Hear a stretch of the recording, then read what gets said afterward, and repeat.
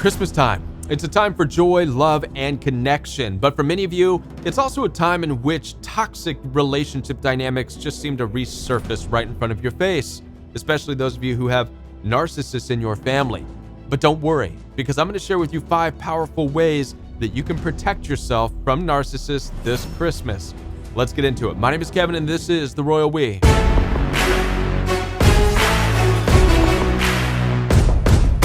Now, before we begin, I want to let you know I'm here to support you. Down in the description box, you'll find access for one-on-one appointments with me. I take telephone calls and video calls through Zoom, FaceTime, and WhatsApp. I will be taking calls all holiday season, even up to Christmas Day. So head on down there and schedule that one-on-one time with me. Also, The Royal We has a private membership available for you where you can get daily support from me and a growing community of people from all over the world. There's fellowship once a week and a workout program for you. So much more, all in the privacy of a members-only app. So head on down to the description box. Check out the resources available for you. Now let's get into this topic. Now, if you have not yet even made the decision as to whether or not you want to participate this Christmas with narcissistic or toxic family members, be sure to check out this video where I help you make that decision. Because the reality is you don't have to. This Christmas is just as much about you as it is about anybody else. So make sure that you are making a decision that protects your peace, your love, and your joy this holiday season. Now, for those of you who've already made a decision and have committed to participating with potentially toxic family dynamics, well, continue watching because I'm going to share with you 5 powerful things that you can establish right now that's going to make sure you protect your Christmas from the narcissist. Tip number 1, set boundaries as early as possible.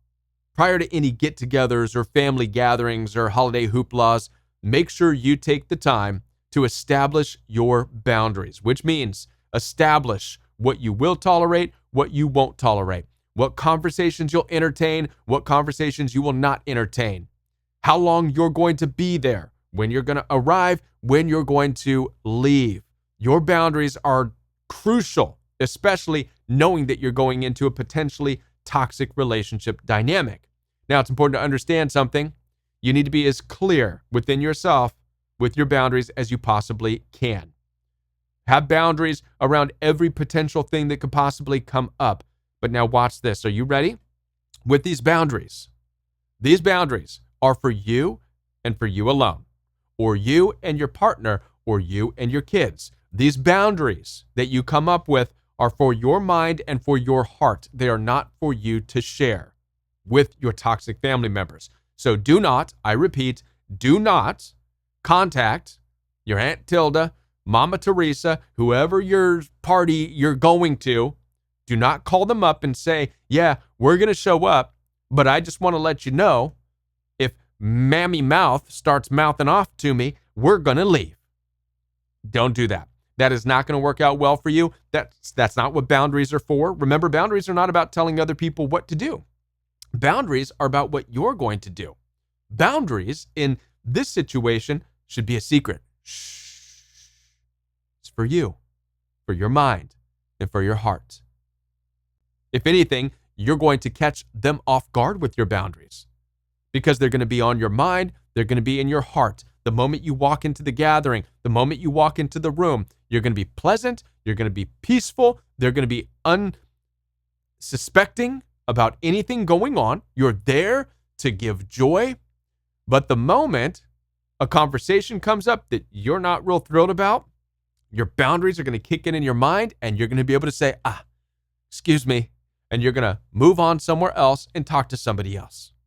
Or, worst case scenario, if you're being pressed in because of the toxicity from maybe your mom, your dad, your brother, your sister, and everybody's yelling and it's getting too much, well, according to the boundaries that you have established within yourself and you and your partner or you and your kids, you can say, you know what? I think it's time for us to leave. Thank you. It was great seeing you. Bye-bye. This is what boundaries are for. And this is why it's crucial that you establish these boundaries. So start this right now. Start to map out your boundaries so that it becomes muscle memory by the time you're at the event. You're not trying to establish boundaries there. You already have them locked in. So by the time you are in the hostile, aggressive, violent arena, if you will, combat zone, you're acting from muscle memory. You're acting from what you've already established. You're able to look at your partner, look at your kids, and say, you know what, I think it's time for us to leave, or it's time to walk away from this conversation, or whatever the case may be. Tip number 2, manage your expectations. Now, going into a toxic family dynamic, you have to know that you're going into a toxic family dynamic. Do not go into a family gathering that has a history of being toxic and narcissistic, thinking that it's going to be anything better. The only chance of it being better is if you are operating out of your managed expectations and your boundaries that we just talked about. You know that narcissistic people like to stir the pot. You know that Aunt so-and-so is going to run her mouth about something. You know that your mom is likely to say this. You know your brothers and you know that there's a high likelihood of some toxicity that's going to start to roll out. So knowing this ahead of time is going to allow you to have managed expectations. You're not going to get caught off guard. That's key. Oftentimes, if we forget to manage our own expectations and we think it's going to be a sweet, lovely experience, well, now you're setting yourself up to get caught off guard, and you can start to emotionally get drawn in to the narcissistic family dynamic that likes to stir the pots. Remember, toxic narcissistic people like to stir the pot. They enjoy chaos, even on Christmas. They enjoy wallowing in mud like pigs do. It doesn't matter what holiday it is. It doesn't matter. To them, it's just another day. It's an opportunity for everybody to be together. So in actuality, it's a perfect opportunity for somebody to try to stir the pot or make a joke or be passive aggressive or whatever. But you, having managed your expectations going into it, will allow you to observe but not absorb. Now, I didn't come up with that. That's another YouTuber who has come up with that. Maybe you know who it is I'm talking about, but it's brilliant. You want to be in a place of observing what they're doing, but not absorbing it. Oh, there goes so-and-so again, running their mouth like always. You don't have to say anything. You're observing it, but you're not feeling it.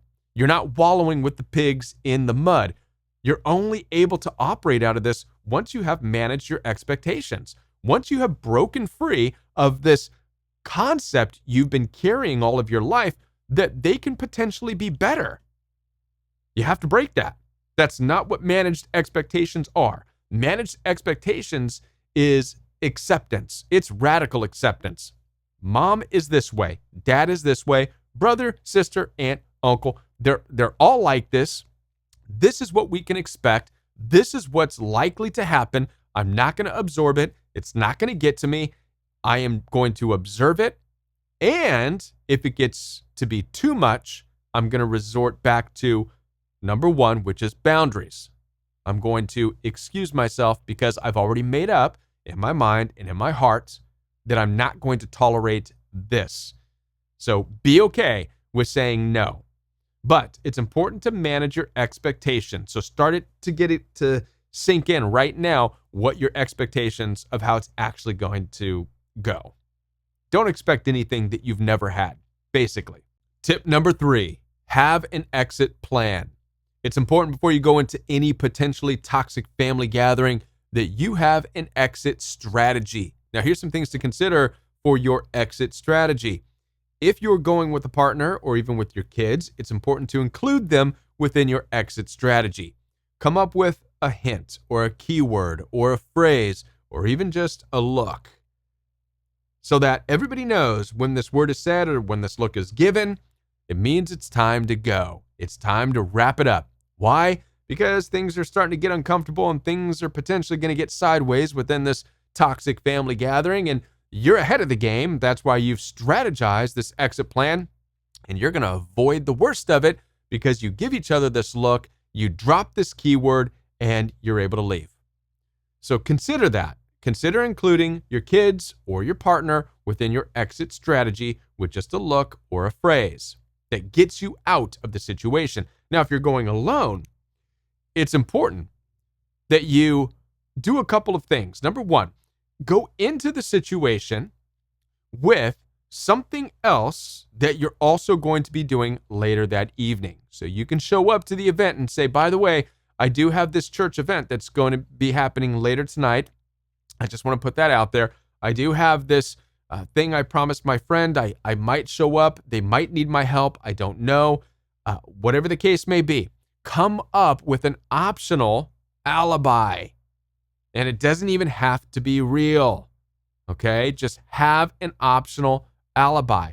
Here's what this allows you to do as an exit strategy. Should things within the family dynamic start to get weird or crazy, you can say, oh, shoot, I forgot. I was supposed to be there a little bit early. I got to get going. All right, thanks, bye. This is what having an optional alibi, and that's why I call it an optional alibi.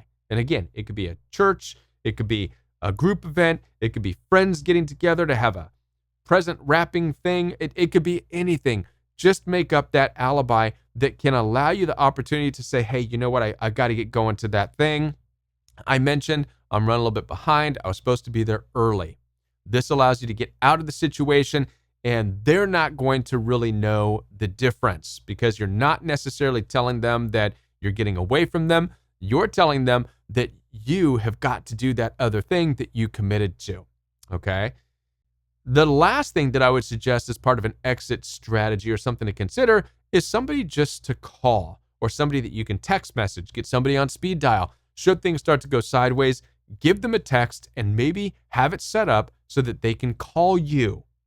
Having them call you gives the sense that there's an emergency phone call taking place. It gets you out of the situation and you can take the call. Now, this is something that I've actually experienced when I was dealing with toxic narcissistic in-laws on accident. It wasn't planned, but it saved me. I was sitting at the table and there was a lot of weird stuff taking place, a lot of demeaning, devaluing things that was making me very uncomfortable. Didn't quite know what to feel about it. This was prior to the row we, by the way. This was over a decade ago.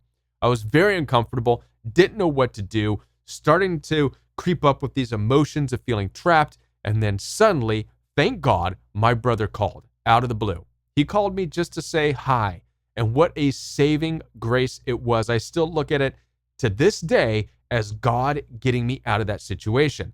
Phone rang, I looked at it, it was my brother. I said, oh my gosh, it's my brother, I got to take this. I took the phone call. I was able to get the heck away from those people.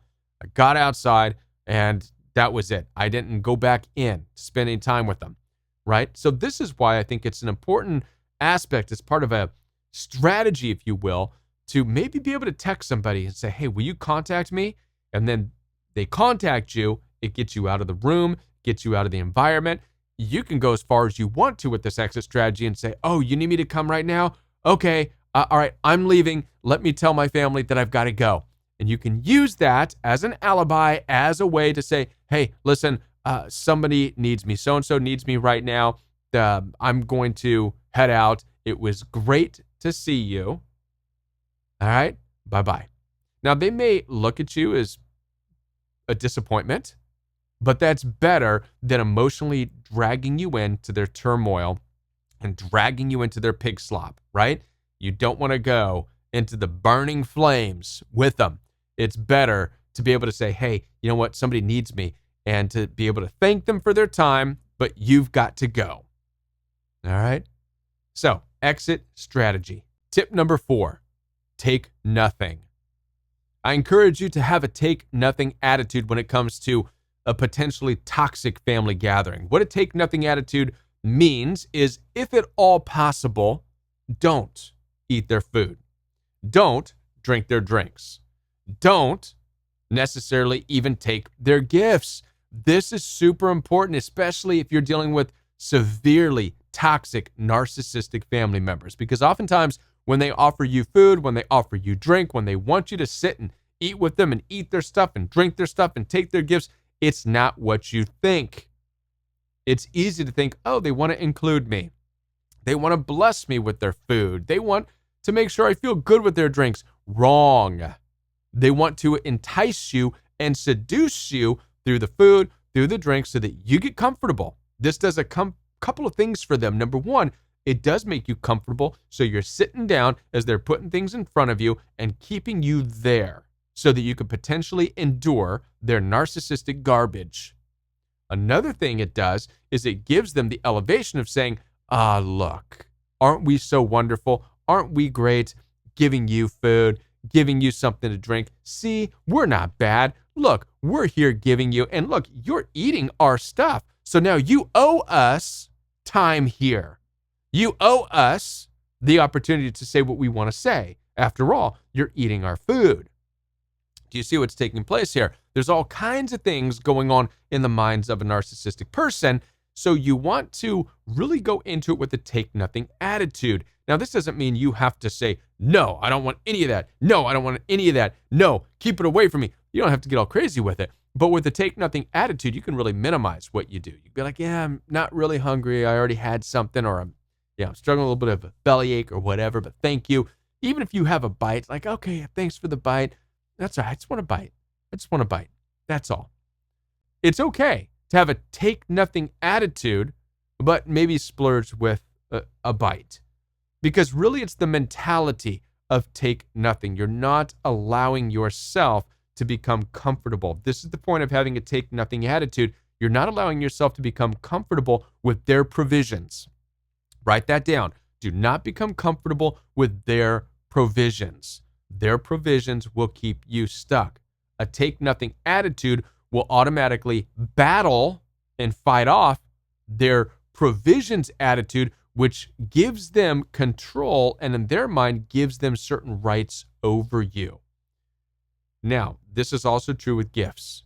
If you did not intend on receiving any gifts, or you did not come prepared to give any gifts, there's nothing wrong with saying, no, listen, I can't take any gifts. I'm not here for that. And I know many of you will say, Kevin, that's too hard for me to do. It's not. It's actually easy to say, no, listen, all right. Or if you do have to take a gift, whatever, you don't have to open it. Say, listen, I'll open it later. All right. Thank you. But I've got to go. Take it on your way out. You do not have to receive anything from anybody. You've got to get this mindset down. You do not have to eat anything because somebody tells you you should sit down and eat. You do not have to drink anything because somebody tells you you should sit down and drink. This is some of the things that we have to break, that we've been conditioned to believe being around toxic narcissistic people who want to force themselves onto you. Developing a take nothing attitude really is a personal boundary development that allows you to say, no, thank you. No, I don't need the gift, but thank you. No, I'm not hungry, but thank you. No, I don't need anything to drink, but thank you. All right. I know I kind of tiptoed around this because I know it's going to be a difficult one for a lot of you, but I encourage you, develop in your mind, take nothing. Have a take nothing attitude and see where that gets you. At the very least, it should stop you from splurging off of their provisions, which is just what I don't want you to do. Don't splurge from their provisions. Not a good idea.